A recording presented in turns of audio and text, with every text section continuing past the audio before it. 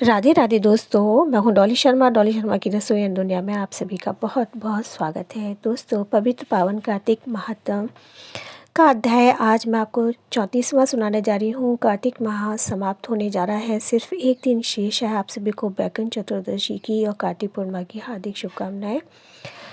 आज से शाम से ही पूर्णिमा शुरू हो रही है और कल दोपहर तक है, और बैकुंठ चतुर्दशी उदया तिथि के हिसाब से आज है।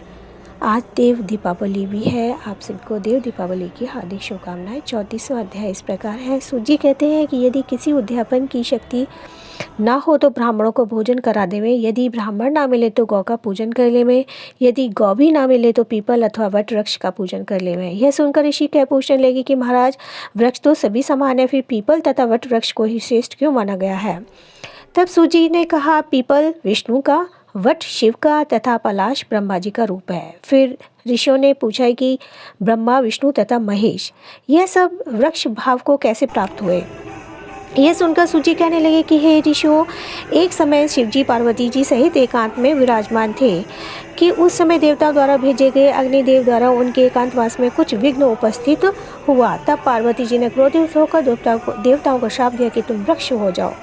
तब विष्णु जी गया में जाकर पीपल, शिव काशी में जाकर वट वृक्ष और ब्रह्मा जी पलाश रूप हो गए। तभी से पीपल और वट वृक्ष का पूजन होता है। तब शिष्यों ने पूछा कि रविवार को पीपल का पूजन नहीं होता और शनिवार को अवश्य होता है, इसका क्या कारण है? तो ये कृपा करके कहिए। सूत जी कहने लगे, ऋषियों, समुद्र मंथन के समय जब 14 रत्न समुद्र में उत्पन्न हुए, तब श्री विष्णु भगवान ने कौस्तुभ मणि तथा लक्ष्मी जी को स्वयं ग्रहण कर लिया। जब भगवान लक्ष्मी के साथ विवाह करने लगे तो लक्ष्मी जी ने कहा कि भगवान, मेरी एक बड़ी बहन है जिसका नाम दरिद्रता है, अतः पहले उसका विवाह होना चाहिए। विष्णु जी ने लक्ष्मी जी के ये वचन सुनकर उसकी बड़ी बहन ज्येष्ठा उदयकल ऋषि को सौंप दी।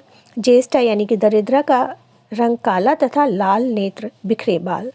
उद्दालक मुनि भगवान की आज्ञा मानकर दरिद्रा को आश्रम में ले गए। वहां आकर दरिद्रा ने देखा कि आश्रम में वेद पाठ तथा हवन हो रहा है। यह देख उसने मुनियों से कहा कि मैं यहाँ पर नहीं रह सकती, जहाँ पर चोरी चारी तथा ब्राह्मणों का अपमान होता मैं वहाँ रहूँगी।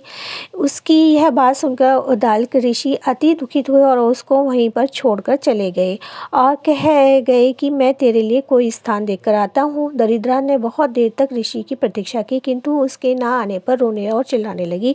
तब लक्ष्मी जी ने भगवान से कहा कि हे भगवान, बहन दरिद्रा ऋषि द्वारा त्याग किए जाने से अत्यंत दुखी हो रही है और रो रही है, अतः पहले आप उसे जाकर शांत करिए। तब भगवान लक्ष्मी जी सहित वहाँ पर गए और कहने लगे कि तुम पीपल में निवास करो। पीपल हमारा ही अंश है।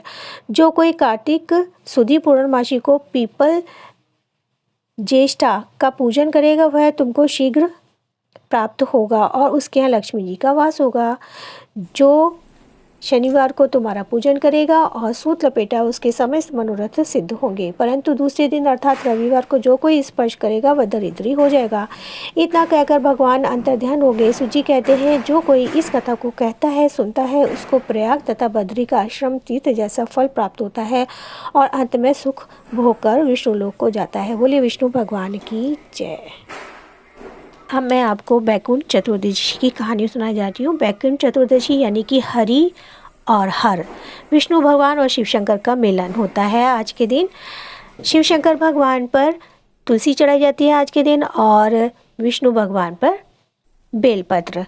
तो कार्तिक चतुर्दशी की कहानी इस प्रकार है। एक बार नारद जी बैकुंठ में भगवान विष्णु का पास गए। विष्णु जी ने नारद जी से आने का कारण पूछा है। नारद जी बोले भगवान, आपको पृथ्वीवासी कृपाधान कहते हैं, किंतु हमसे तो केवल आपके प्रिय भक्ति ही तर पाते हैं, साधारण नर नारी नहीं। इसलिए कोई उपाय कहिए जिससे साधारण नर नारी भी आपकी कृपा के पात्र बन जाएं। इस पर भगवान बोले, नारद, कार्तिक शुक्ल चतुर्दशी को जो नर नारी व्रत का पालन करते हैं, भक्तिपूर्वक मेरी पूजा करते हैं, उनको स्वर्ग प्राप्त होता है। जो ओम नमो भगवते वासुदेवाय का जाप करते हैं। इसके बाद भगवान विष्णु ने जय विजय को बुलाकर आदेश दिया कि कार्तिक शुक्ल चतुर्दशी को स्वर्ग के द्वार खुले रखे जाएं। भगवान ने यह भी बताया कि इस दिन जो मनुष्य किंचित मात्र भी मेरा नाम लेकर पूजा करेगा और ओम नमो भगवते वासुदेवाय का जाप करेगा, उसे वैकुंठ धाम प्राप्त होता है। बोलिए विष्णु भगवान की जय। ओम जय जय जय गंगे मैया जय श्री गंगे, त्रिलोकी के तारण कष्ट निवारण भक्त उवारण आई गंगे। ओम जय जय श्री गंगे, आश्चर्य महिमा वेद सुनावे, नर मुनि ज्ञानी ध्यान लगावे, मैया नर मुनि ज्ञानी ध्यान लगावे। जय जय जय श्री गंगे, जो तेरी शरणागति आवे, जीवन मुक्ति इच्छा फल पावे, मैया जीवन इच्छा मुक्ति फल पावे। पाप हरण भक्ति की दाता, काटे दर्शन यम की त्राता।